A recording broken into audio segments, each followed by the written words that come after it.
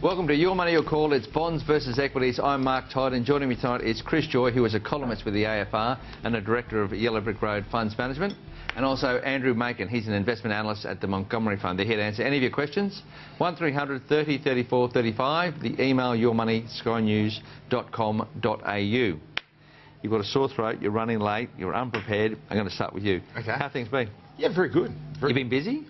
Pretty busy. Financial Review, massive sort of commitments. Been writing a lot recently on I'm housing. going to talk to you about the Financial Review. I tried to do your $3.10 or whatever you said it was online twice, and nothing. And I hope someone from the Financial Review's watching. Yeah, and they rang me back, and I said, can somebody please call me? This is a subscription process. If you want to subscribe to the nation's top newspaper, the Financial Review. Clown. Yeah. I literally, and I can't change anything. And I'm saying, you know, that because I had my edit your details, contact if you want to upgrade. I want to upgrade. Chris said it's good. I can't believe it's good. Nothing. So you we've been having a big debate on housing recently. We might discuss that later. Yes, that'll be an interesting debate. Equity markets. We've had some turbulence. Andrew, you're an equity expert. What's your thoughts? It's sort of, the turbulence was based on nothing. It's all, you know, we get good news and they've belted them. It's a difficult question to answer about what's driving the turbulence. You know, on the one hand, there's been some weak Chinese data out overnight. But then when you look at where the pain has been felt, particularly in the US, it's not the stocks which are exposed to China, such as Rio and BHP. It's in the NASDAQ, it's in the internet-related stocks. These stocks have valuations which are getting pretty lofty, I have to say. They're not really supported by earnings. And it's interesting, when you actually look at when the NASDAQ started to roll over, which was about 4 weeks ago, that coincides with when inflation expectations actually started to dip in the US. So in my humble opinion, I think it's actually fears of deflation in the US much more than anything else, which is driving this turn down.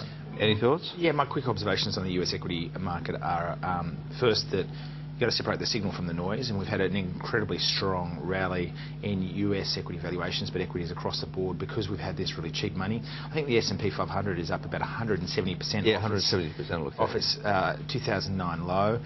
The recent pullback is obviously then only a small correction from very, very high levels.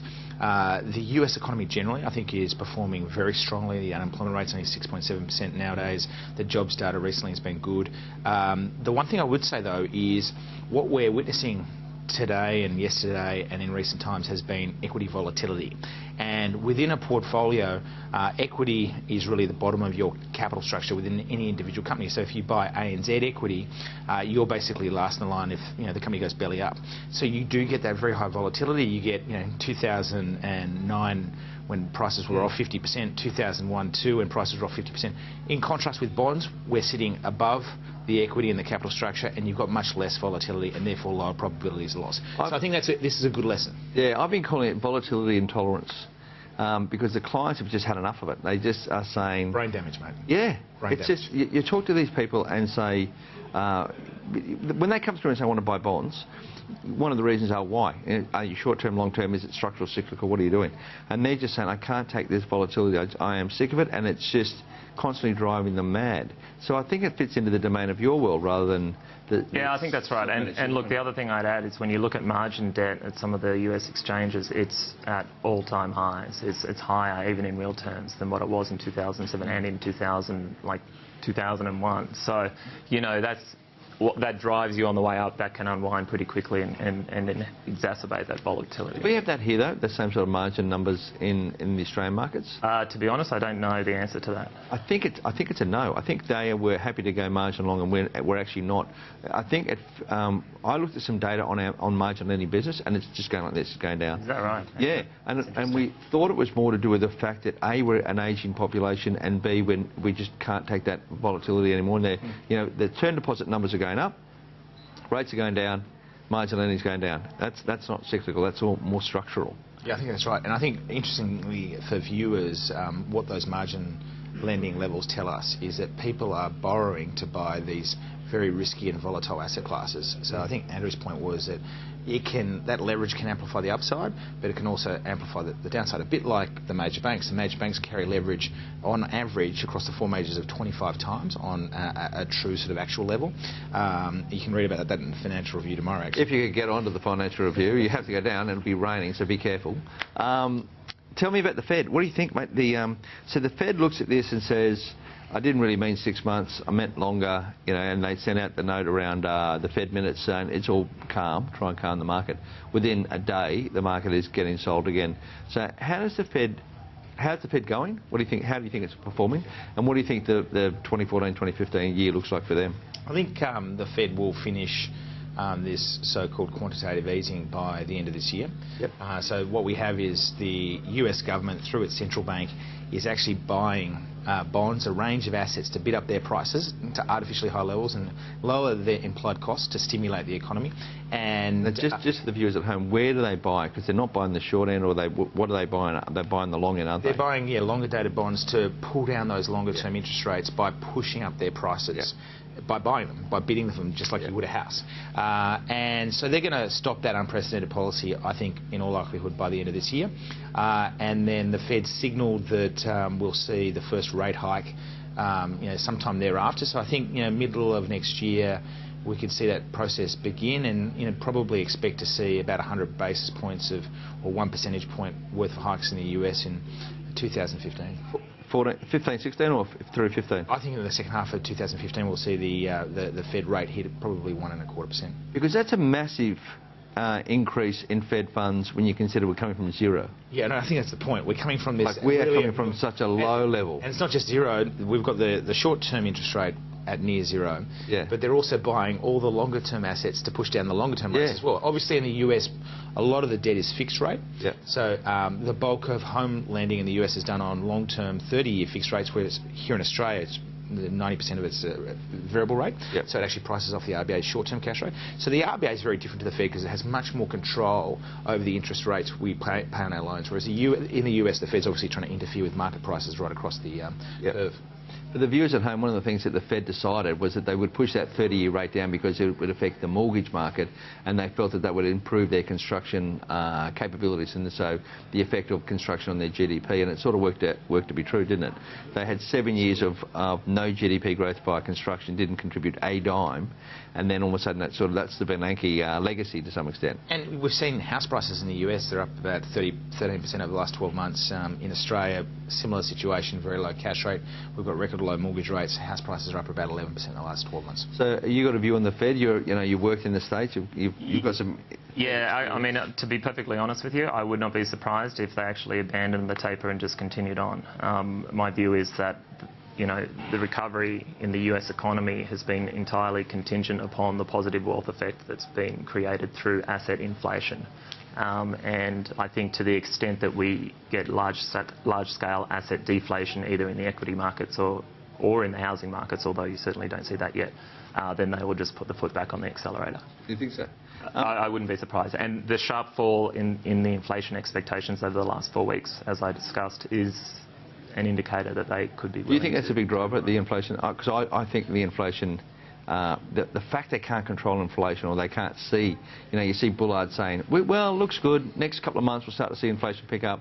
I don't think so. I actually don't think anyone knows where inflation is going, because we've got so many countervailing forces. On the one hand, we've got this, again, super cheap money, inflating asset prices and fueling asset price inflation, which will feed back into consumer price inflation expectations. But on the other hand, we've got things like ageing populations and other deflationary forces that are arguably going to put downward pressure on prices. But as indebted as the US government is, they are not going to allow deflation. It's almost as simple as that. Well, we can talk about that after the break. We have to go to a very short break. We'll be right back after a word from our sponsors.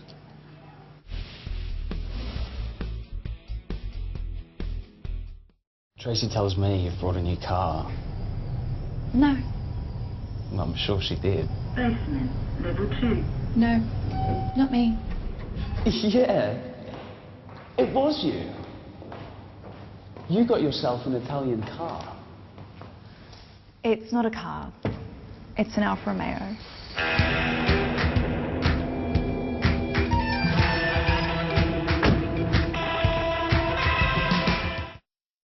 You need a website. Why not do it yourself? Choose from hundreds of designer-made templates to create the site that's right for your business. Go to Wix.com. It's easy and free. We won't rest until you find your perfect bed at the 40 Winks 40-hour sale. Save up to 40% on big brand mattresses, bedroom furniture and kids' beds. Only for 40 hours, must end Sunday. So hurry into 40 Winks today. We won't rest until you do. For the life of the car you love, we'll replace it with a brand new one if yours is ever written off. Just take out GIO Platinum Car Insurance within a year of buying it new. GIO, it's a trust thing.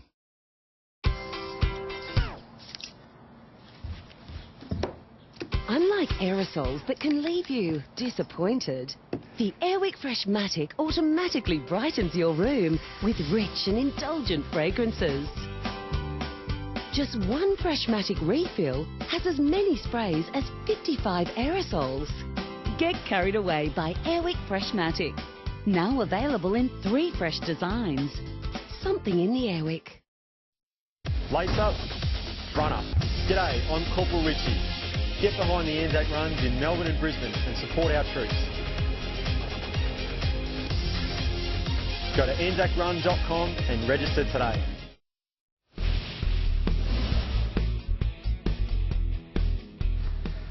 Welcome back to Your Money, Your Call. I'm joined tonight by Chris Joy, columnist with the AFR and a director of Yellow Brick Road Funds Management, and Andrew Macken, an investment analyst from the Montgomery Fund. They're here to answer any of your questions. Call us on 1300 30 34 35. The email yourmoneyskynews.com.au. Andrew's on camera too, and you're talking in my ear while we're not supposed to be chatting. Thank you. So inflation, deflation. Let's go back to that, because I think that's the $64 question. I actually think it's the jobless recovery. I think it's corporate America has learnt how to make you work longer for less, and corporate America has not forgotten the GFC, and they won't change. And I don't think they're allowing wage rises. I think they've got a way to make that thing more efficient, and I think that drives the inflation story. So you feel nervous about your job, and you're going to work harder. And there's another guy in the queue, and there's no evidence to me that there are people taking those jobs. We're seeing similar trends here in Australia because the wages growth rate has been near record lows. So there's no evidence whatsoever of wage price spirals that we learn about at school or at university. That was one of the key drivers of higher inflation. Well, what do you think? Because I think we're 2 years behind them.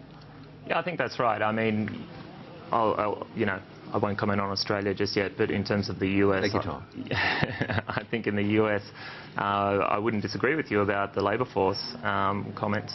I also think that, there's a whole industry in Silicon Valley that is being developed that doesn't require a lot of capital. For instance, think of the new companies, WhatsApp, LinkedIn, Facebook. These are companies that, relatively speaking, are now worth, $20 to $50 billion, but actually didn't require a lot of capital to create. And suddenly you have this situation where, in a sense, there's an oversupply of funds without, the equivalent demand for funds, and the result of that is lower interest rates. But when you think of WhatsApp, the way that developed, I mean, you're young enough to maybe have used it, but I was sitting there. I think we talked about it. What's up with WhatsApp? I mean, it was just, it was Facebook bought it, and we were thinking, and everyone's saying, what's the valuation? Blake came over for coffee, and he said, look, it was Valentine's Day. Here's 19 bill. So I feel... Is it just an SMS system? Because I've only used it once. It's an SMS over the internet, basically. So I'm not sure how the valuations were worked, but that certainly seems bubble-like, and that certainly seems, that's inflationary in my mind, but that's sort of missing the point of... look, I guess the point, and actually this point was made by Larry Summers in the last weeks or months. It's to the extent companies require less capital going forward. And I mean, think about the cloud, think about software as a service applications. You no longer need to spend, hundreds of millions of dollars installing these great systems. You can just pay, your monthly fee and get the complete application through the cloud. So, I mean, I think that's, that lack of demand for investment is also placing downward pressure on interest rates. But I think you can argue the alternative case as well, because I think what you're saying is that the surfeit of savings will push required returns down because the investment opportunity universe is more finite, and therefore we don't need as much capital.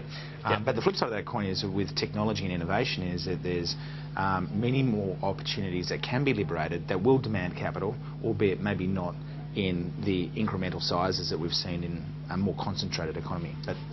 For example, what do you mean? Well, I think the examples that we cited earlier, like WhatsApp, Viber, Snapchat, I think it's called. There's a million different companies that are being formed every day. I think the opportunities to get venture capital, both in the US but increasingly around the world, are growing, and so that might actually increase the dispersion of investment opportunities and the granularity of investment opportunities, and could actually increase the demand for capital and therefore result in higher required rates of return. What Larry Summers, I think, is trying to think through is this kind of theoretical argument as to what is the relationship between savings and investment, and what interest rates does that spit out when those two things interact. Yeah. Well, I think the other part of that, technology argument as well is, or at least it's interesting to think about, is the extent to which employers require fewer employees now as a result of this technology, because, going back to our first argument around the labour market, to the extent you require fewer, well then that's a deflationary force as well. And that relates to the jobless recovery a little bit, I think, as well. So what does that mean for Australian markets? What do you think here in Australia? How does that feel in terms of... In terms of equity markets? Or just in general economy, I suppose. I think we're 2 years behind everyone else. I think we start this jobless recovery now. We've got some good numbers in employment, but it seems that the employment feels soft. Yeah. Do you think that corporate Australia, they've gone through the dividend story, I'm going to give you dividends, please buy my shares, but they're now saying I need to cut costs. Is that the cycle we're about to enter into? Look, the way I think about it, let me separate the real economy from the equity markets. In the real economy, there's basically 3 or 4 headwinds and basically only one tailwind. Those headwinds are, China's slowing, terms of trade are falling, mining investment's about to fall, the government's tightening its belt. One tailwind, the property market and the positive wealth effect associated with that. So, you can sort of take your pick in terms of where the future of the Australian economy is going to head. If you then switch to, okay, well, let's talk about Aussie equities and how they're going to, perform in that economy. I don't think the way the economy performs is going to have a great deal of influence on equities. I mean, typically they might go up, they might go down. History's, shown both. Whereas if you believe that the US and potentially Europe is about to start more quantitative easing, then I have to say I suspect equities will continue to rise. I think the economy's okay. I think the jobs data was really interesting, but you have to look through this sudden drop from 6.1% to 5.8%. Big drop. Yeah, the 3-month moving average is more around 6%. And listen, if the jobs rate peaks at 6%, the RBA was probably looking for it to edge up a little higher to about 6.25%. I think it's possible we could get rate hikes this year in the second half of the year. No. Yeah, well, there are people calling it. Many people, economists, are forecasting rate hikes this year. Stephen Koukoulis, my popular sparring partner, he's an ex-TD Securities guy. Yeah. He's calling a rate hike in May, ridiculously. But Stephen on. But I think maybe don't quote me, but I think the economy, I agree with you, is polarised between these two different dynamics. The housing market is an incredible story, and it's obviously fueling the financial system. And the banks themselves make up about 30% of the capitalisation of the equity market. So one of the interesting things for me is that I think that the global financial crisis was really a productivity shock, where we should have seen a lot of labour and capital move out of the financial system into other more productive areas of the economy. It didn't really happen in Australia because we didn't have much of a crisis, and we now have bigger banks than we've ever seen before. CBA's market cap, $125 billion, is bigger than the world's biggest PC manufacturer, Lenovo. It's bigger than American Express.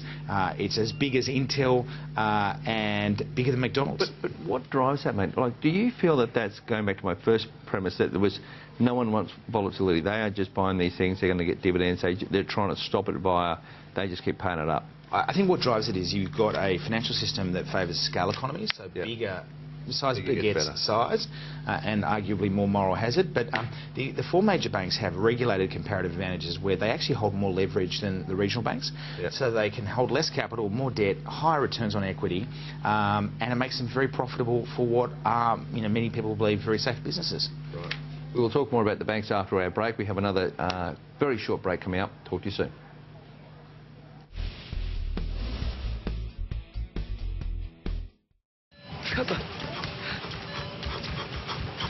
Do you need some help?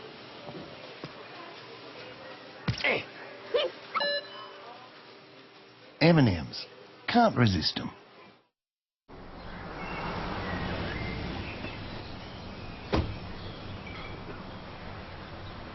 bought a Jeep. Yeah, I bought a Jeep. We're going to need a bigger boat.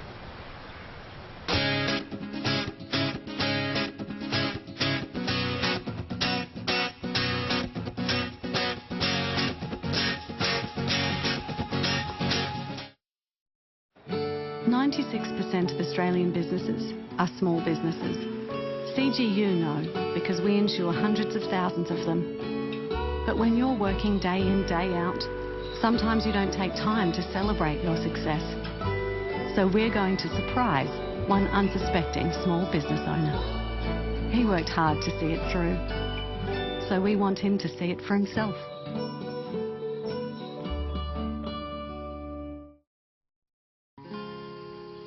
With Acquire, I can turn everyday business expenses into rewards that benefit my business. Earn rewards for doing business your way. Discover our partners and join at acquire.com.au. Why do I do this? Every single day. There are easier ways to live. But that's the journey, isn't it? The setbacks and the triumphs. Because River Cottage Australia is life. And life is what you bring to the table. The brand new season of River Cottage Australia starts Thursday, May 1st, only on Lifestyle.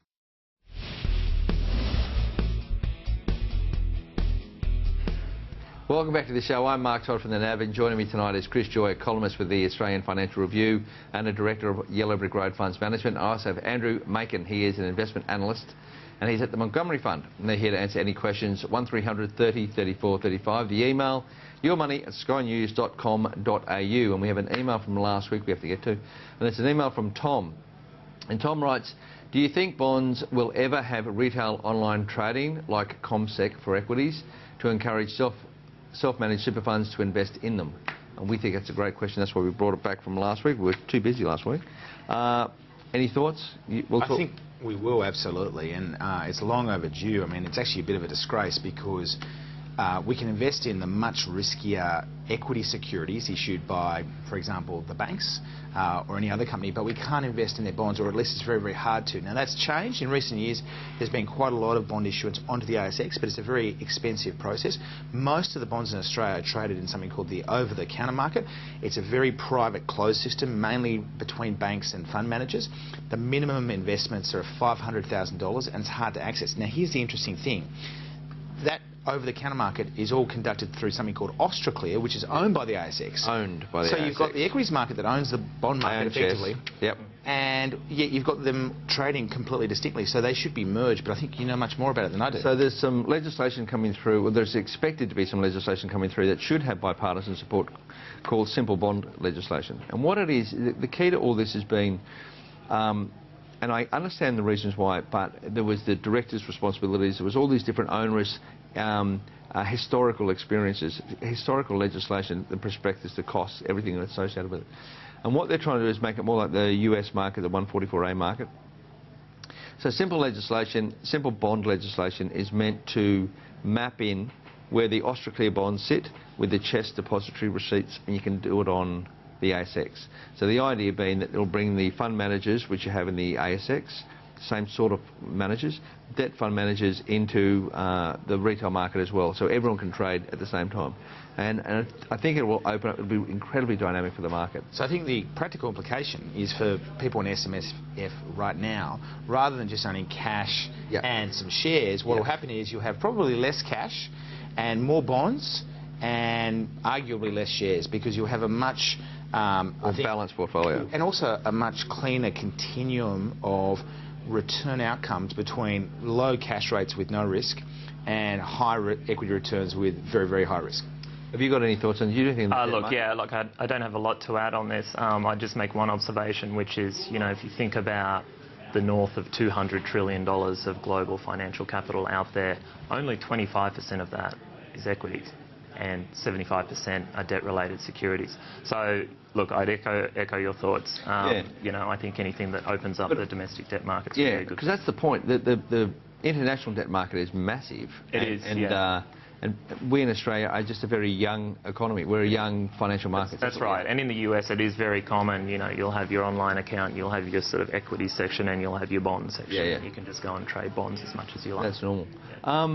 So we've had the first demo. I just want to get your thoughts on the Aussie, because we were talking about, you know, the various economies, and we seem to be saying, okay, here's our tailwinds, here's where we can move forward, but we haven't mentioned the currency, and that's obviously one of the handbrakes. So how do you think we're going to play that out? How does the RBA? So have you got a thought on that one? Look, I'm not a currency guy, and I'd hate to try to predict currencies. I'm not sure there are too many people who can do it sustainably. But here's how I think about it. I think on the one hand, you've got China slowing, and you've got the mix or the commodity intensity of Chinese economy changing away from commodities. So that's negative for Australia. There's going to be less demand for our currency to buy our exports basically going forward. That's clearly negative for the currency. On the other hand, to the extent you know, easy money continues in the US, and if it begins in Europe, as I suspect it probably will, well, you know, that could reignite the global carry trade, and we could see a lot of capital flowing to our market. I think the currency is extremely important. It is the economic elephant in the room. The RBA wanted to see the currency at about 85 US cents. Yep. It basically felt that with the cash rate at 2.5%, it needed the currency at around about 85 cents, call it somewhere between 85 and 90, for the economy to get back to trend, and then to an above trend growth rate to pull back that unemployment rate. Yep, correct. Now we have it curiously at 94 cents. I think the currency is getting ahead of or capitalising on a lot of the early partial economic data. So we've had, you know, some decent GDP data. We had a really strong inflation number in the December quarter. The house price data has been good. The retail data has been good. The iron ore price is still at 120 US dollars. Yeah. And so none of the doomsday scenarios have come to pass. And the economy looks like it's actually, you know, starting to recover. But we've never really been in trouble. But that's right, from never having actually experienced any of those sort of really dark depths that were predicted. But the key point for me is that if the Aussie dollar stays at its current level, or if it appreciates higher, there'll be a direct trade-off between that and interest rate changes. So are you saying interest rates go lower as a consequence? No, I don't think interest rates will go lower, because I think the jobs numbers are probably materially ahead of where the RBA thought they would be. So the RBA was again predicting that the unemployment rate would continue to rise for the rest of the year, whereas it's come down. But if you just park that, my point is that the probability of early interest rate increases, say in the second half of this year, is mitigated by a higher currency. The RBA would see those two factors balancing off against one another. Currency would be, if we lifted rates, particularly with what you're talking about in Yellen, and we can talk a little bit later about Draghi, but what he can do. But you know, you look at both those two sectors and say there's no way we can have our rates higher. I just can't see that happening. Well, the currency would just see the currency back at parity. Easy. I mean, and what do we think the RBA will do in that scenario? I mean, cry. Do we think there's ever a day where the RBA starts to intervene? They can't intervene. They're putting up the hand saying, "Belt me." The really interesting thing is the RBA has a problem, right? Because on the one hand, you know, Sydney house prices are up over 16% in the last 12 months, nationally 11%. The housing market's going gangbusters. Even ANZ, I saw today was out, what's in the head of ANZ's Australian Retail Bank, came out, I think today or yesterday, and said, if we got another 12 months of what we've had in the last 12 months, it would be a concern. So the banks are acknowledging these risks. Yeah, they're conscious of it. But is that an RBNZ strategy? So this is what I was going to say. So the RBA had the choice of either just lifting rates and cooling the housing market, or alternatively, it could keep rates where they are and throw sand in the wheels of the housing market by getting lenders to slow lending, right? Now, the RBA completely dissed this thing called macro-prudential, and that would be throwing sand in the wheels of lending by having a quiet word to the bankers and putting in LVR caps, the New Zealand experience. They said, no. So for the New Zealand experience, they put in caps on the loan-to-value ratios. So basically what they meant is you couldn't take up really high loans relative to the value of your property. It hit first-time buyers hardest, obviously, because they're the guys that are geared most. But I think, you know, the government came out and made this very interesting statement, which was that if you think you need to use these so-called macro-prudential tools, you probably have a problem with the level of your interest rates, and maybe what you need to do is increase interest rates. And so I think, I worry the RBA's boxed themselves into a corner where they may pull the trigger on rate hikes when they have other options available to them. We'll be talking about those options after the break. We'll be straight back quite soon after the break.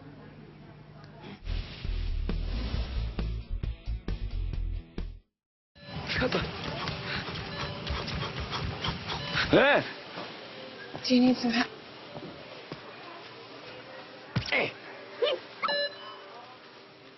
M&M's. Can't resist them. Yep, you go there. And you. Perfect. This way. Everyone ready? I bought a...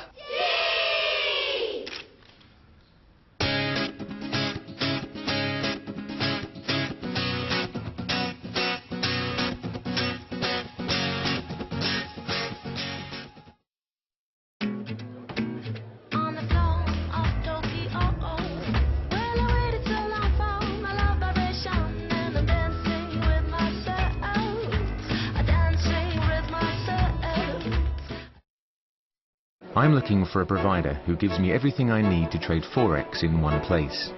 I want customizable charts developed for Forex traders, transparent prices and a stable platform. I want a provider that presents me with Forex trading opportunities 24 hours a day. That's why I trade Forex with IG, Australia's #1 Forex provider.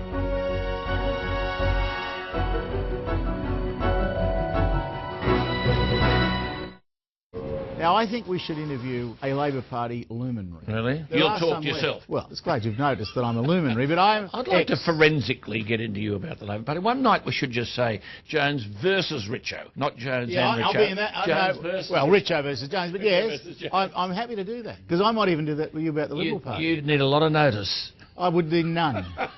Mind you, defence is getting difficult here. And your line is, if you're going to behave like an idiot, don't tell everyone. That's right. Keep it a secret. Always keep it a secret.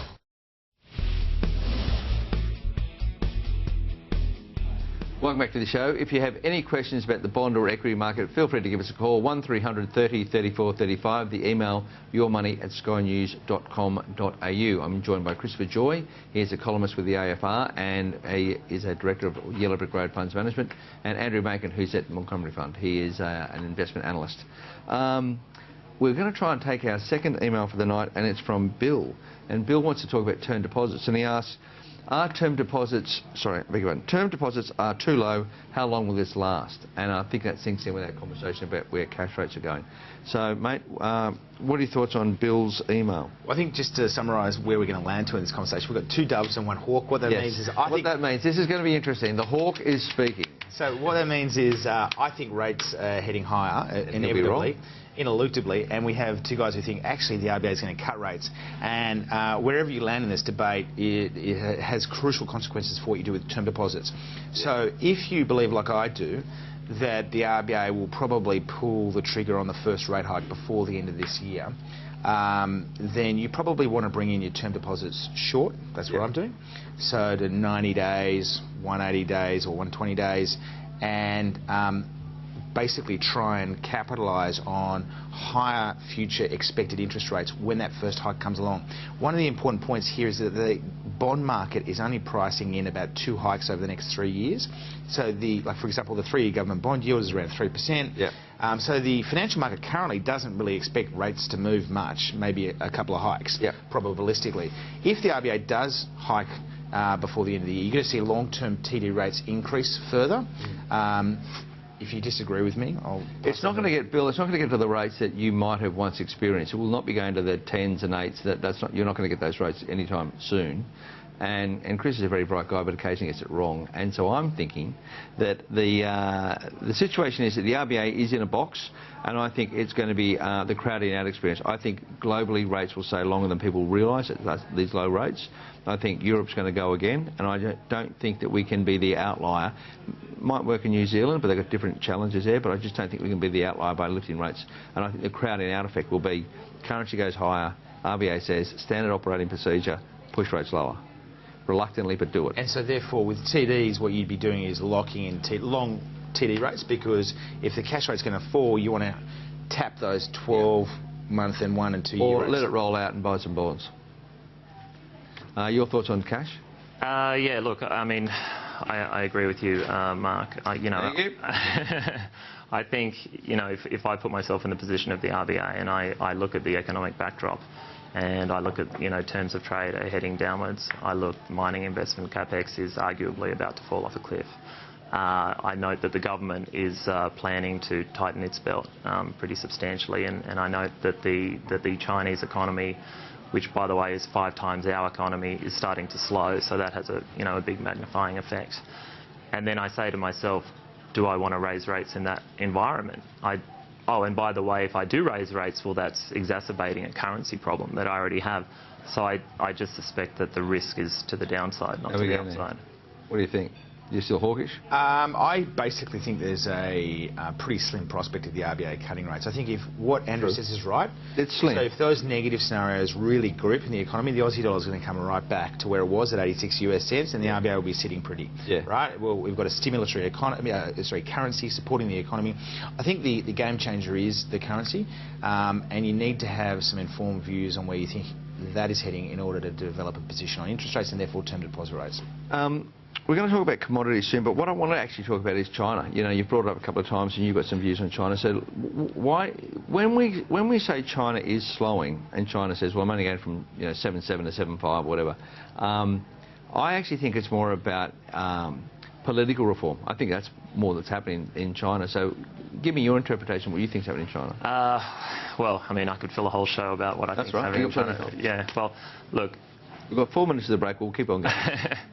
Really quickly, I mean, I think it's pretty well agreed that China's economy in its current form is unbalanced. Now, what does it mean to say that it's unbalanced? Well, a bit like how you manage a diversified portfolio, you basically want your economy to be diversified as well across the dimensions of, say, investment, consumption and net exports. Problem with China is they've got a huge amount, over 60% in the investment bucket and only sort of 36% in the consumption bucket. So the reason why that's not sustainable is because a lot of the investment is underpinned or is financed by debt, and a lot of the underlying assets are not generating enough cash flow to service that debt. So it's an unsustainable growth model, I guess, is what we're saying. So what do they need to do? Everyone basically agrees what they need to do is rebalance. What do we mean by rebalancing? Let's have that. What do you think? So basically rebalancing means they need to increase the consumption share of the economy and reduce the investment share of the economy.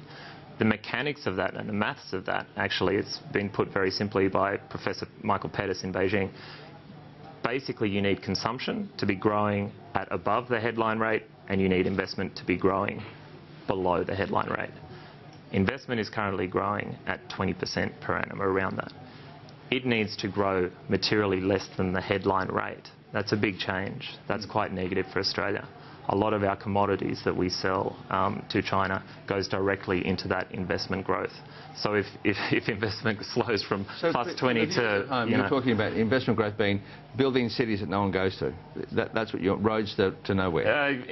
Yeah, exactly. Investing in fixed assets. And so how are they finding the consumer growth? Because we're going to go to a break. He's got another couple of minutes there, and I want to hear your thoughts on China. So the consumer piece, what do you think there? How do they stimulate that?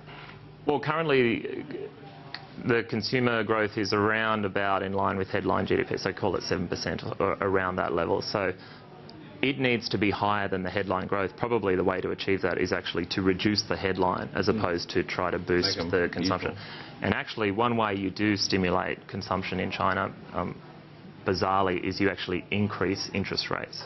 It's the opposite to what we're used to in Australia and in the US, but because in China so many of I'm Chinese, my savings are in interest rate sensitive deposits. If you can increase the return on those deposits, that actually boosts consumption. Because you're taking the coupon and then spending the coupon. That's right. Yeah. Unfortunately, that's quite negative for a lot of the Chinese corporates. Yes, unfortunately. For obvious reasons. But what about the idea that, can we talk about a little bit, we are going to go to a break, sorry, but I want to talk about the social side of China, because I think that's the big killer. I think that's the key to it. But we will be straight back from a very short word from our sponsors. If you feel like calling us, 1300 30 34 35. We'll talk to you soon.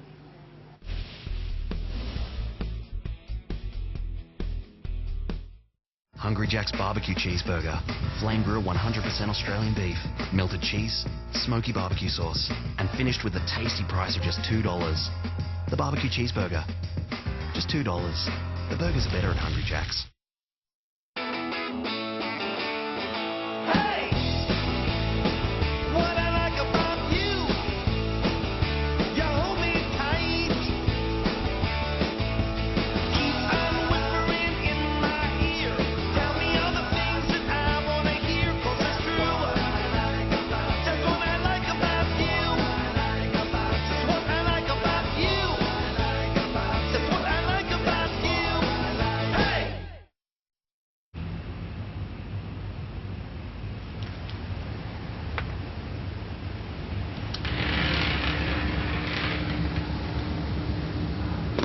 Maltesers, the lighter way to enjoy chocolate. With CFDs, I can trade on the rise and fall of indices, shares, forex and commodities. It's important I can pursue 24-hour trading opportunities and still control my risk. I use CFDs when I want to trade the markets without putting up the full value of my position. That's why I trade CFDs with IG, the global CFD specialist, creating opportunity since 1974.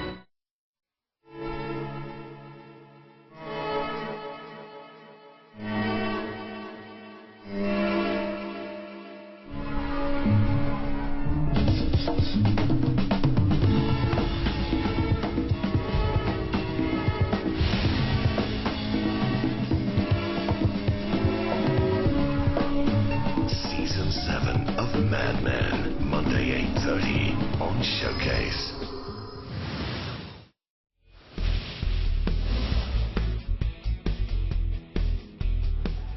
Welcome back to Bonds versus Equities, the edition of Your Money, Your Call. I'm Mark Todd. I'm taking calls 1300 30 34. The email yourmoneyskynews.com.au. I'm joined by Christopher Joy, an AFR columnist, and he is a director of Yellow Brick Road Funds Management, and Andrew Macken, who is an investment analyst at the Montgomery Fund. We were talking about China, and we'll carry on. Over to you.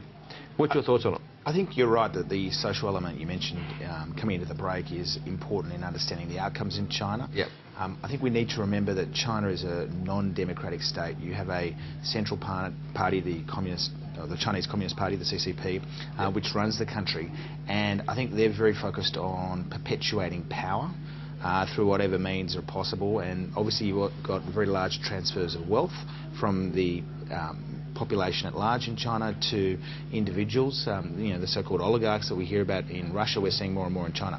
So one of the I think points that Andrew makes, which I think is very credible, is this notion that potentially the growth rate's not optimal when you're getting imbalances in the economy that will create problems further down the road. But one of the interesting things about China is we've had this long boom, and a lot of the China bears have been proven relentlessly wrong. So we haven't yet seen that reckoning. When it comes, I frankly don't know. And the Chinese data is very difficult to make head or tail of. Why is that, do you think? Is that because there are, everyone's so quick to judge China, but I think it's a young economic story, and it's hard. You know, you look at the US data, non-farm payrolls. So if anyone came from planet Mars and looked at non-farm payrolls and said, "That's just got it, that's a number." I mean, they're as bogus, but it's because when you're wrong and you're consistently wrong, you know, it's like the referees. Sometimes they're wrong the same time all the time. They're consistent, and I think that's what non-farm and historical data like that can offer. But China, it's always about, hang on, they're, you know, smoke and mirrors, they're playing around with the numbers. I don't know if that's right. Yeah, the popular consensus is sometimes the numbers are fiddled with to get the CCP's policy outcomes, and you know, there's certainly been all sorts of kind of bizarre experiences with China data releases whereby the numbers have been very unusual or haven't accorded with real economy rhythms, or have been released early. But I think you're right. I mean, we have problems with data in every country. Look at us in the employment numbers that just came out. No one came out and said, "Hang on,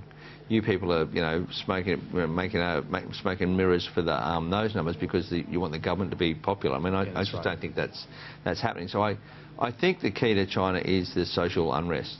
You know, if there's a lack of it, they're okay. You know, they'll go and do other things. Yeah, but I also think the reason why a lot of observers scrutinise the Chinese numbers or observe China so closely is because China really matters. You know, it's only 11% of global GDP or thereabouts, but it's around 30% of GDP growth globally. So, you know, what happens in China, you know, will be felt around the world. So everyone has a stake in what happens in China. And obviously, you know, everyone hopes that China continues to grow very strongly, but also in a sustainable way. And I think, you know, a lot of observers are nervous for a whole lot of risks that are building up within the Chinese economy that haven't necessarily come into fruition yet. And let's hope they don't. But the risks are there. So if we move from China to Europe, different risks. You know, what's your thoughts on the Europe story? I don't actually have strong views on Europe, I've got to say. Yeah.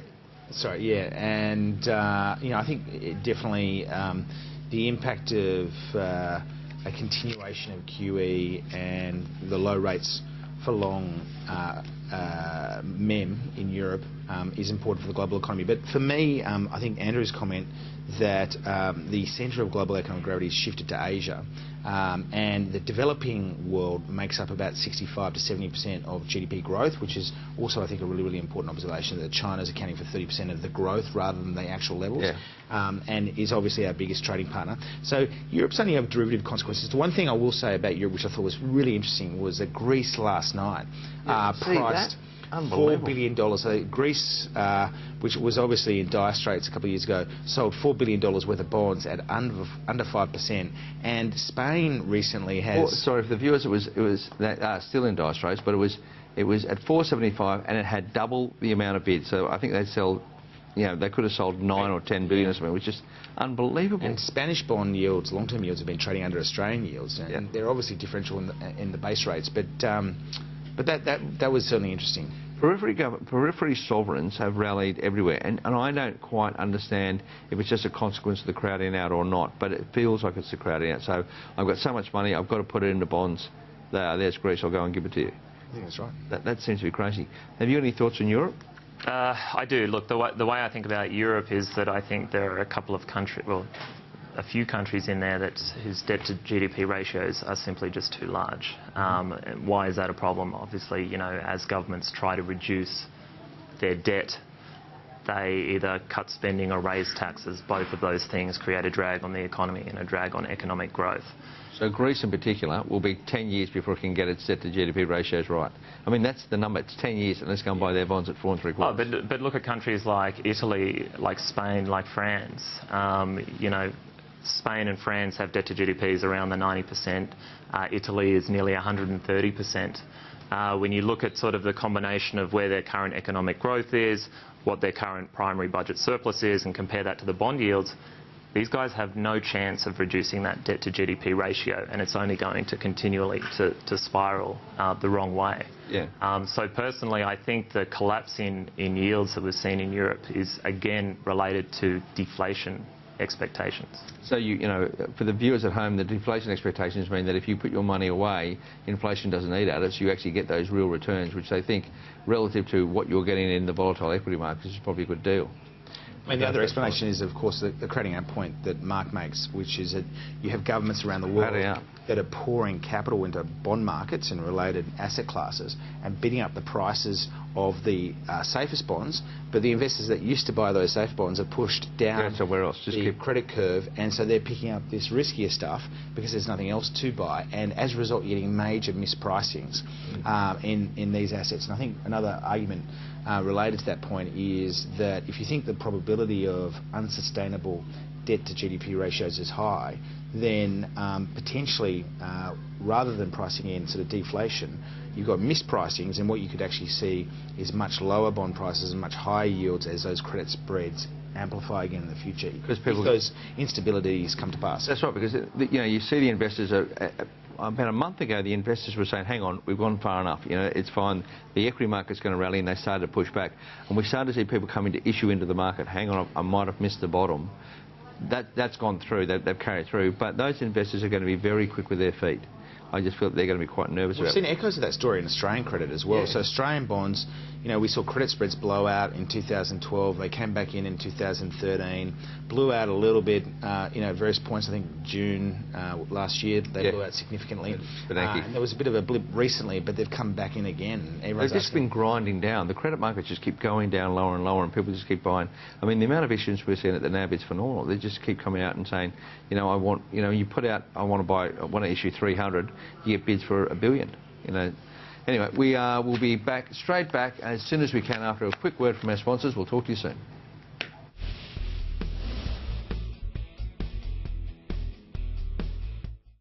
If every line translates to movement, if you leave only the essential and harness technology to awaken the senses, then you connect the surface of the road to the hair on your skin. Voila! That's the purpose of Peugeot design. Experience the 508 Allure with auto transmission and turbo diesel engine from $47,990 drive away. I'm looking for a provider who gives me everything I need to trade Forex in one place. I want customizable charts developed for Forex traders, transparent prices and a stable platform. I want a provider that presents me with Forex trading opportunities 24 hours a day. That's why I trade Forex with IG, Australia's #1 Forex provider.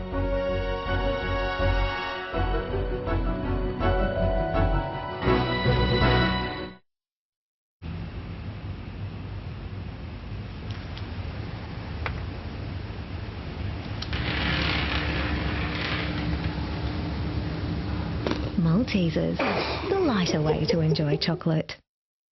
Because I'm sponsored, good things are happening in my community. Sponsor a child today to help whole communities grow. Call 13 32 40 or visit worldvision.com.au. He's called for Bronwyn Bishop's head as Speaker and he's rousing the troops during question time. Where is the idea of the adults being in charge? Our special guest is the Manager of Opposition Business, Tony Burke. In the lead up to the May budget, the opposition has some decisions to make. What's their view on spending initiatives? Will they take a different economic course from the Gillard and Rudd governments? Managing the economy is tough. It's made tougher by an opposition that's obstructionist. We'll ask Tony Burke about that this week on Australian Agenda.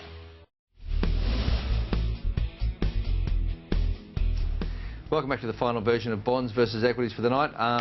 Joining me tonight is Chris Joy, who's a columnist, AFR, and a director of Yellow Brick Roads Funds Management, and we have Andrew Macken, who's an investment analyst at the Montgomery Fund, and I'm Mark Todd from the NAB.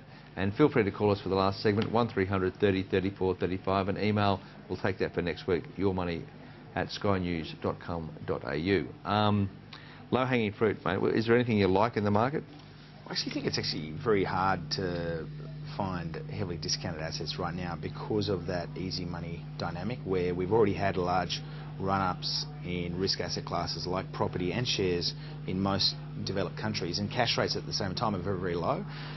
So I actually think there's a lot of downside risk in those growth or risk-on style exposures. I think floating rate notes, anything that's leveraged to, given my views on interest rates, anything that's leveraged to a tightening of monetary policy is a good place to be. Without naming specifics, or you can if you want, at what sort of spread? You know, what's the base? You know, when they're at 100 over, we're saying, look, I don't care, or what do you say? Yes, this is actually a fascinating discussion because you can get decent term deposit rates today at probably 125 over. Yeah, 120, 130. Over the RBA cash rate. So you can probably get stuff at 3.7%, 3.8%, maybe if you're lucky 4%.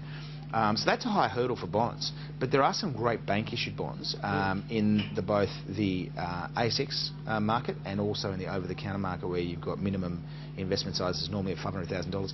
But they recently have been issued at 280 over, 260 over. Currently they're trading at about 250 over. 250, yeah, the market.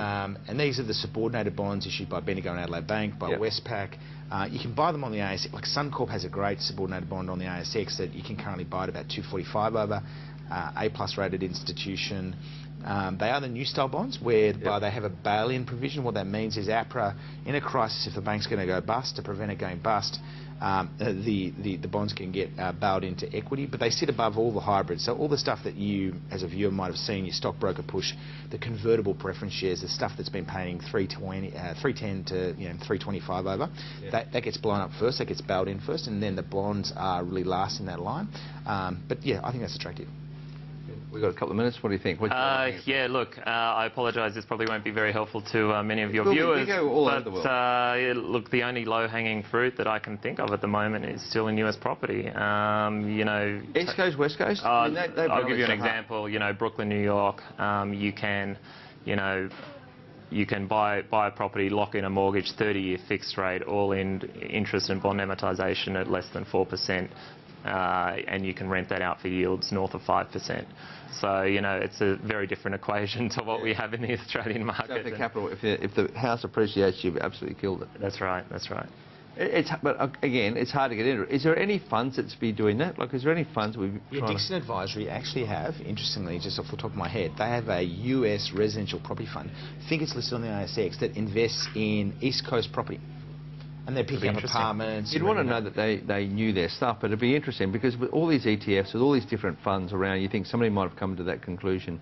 You know, those numbers don't make sense. You could come to that conclusion and say, okay, let's go and buy it. And they were arguably, they were ahead of the curve. I mean, they launched that fund a couple of years ago. Did they? Yeah. I mean, it was obviously so beaten down the US market.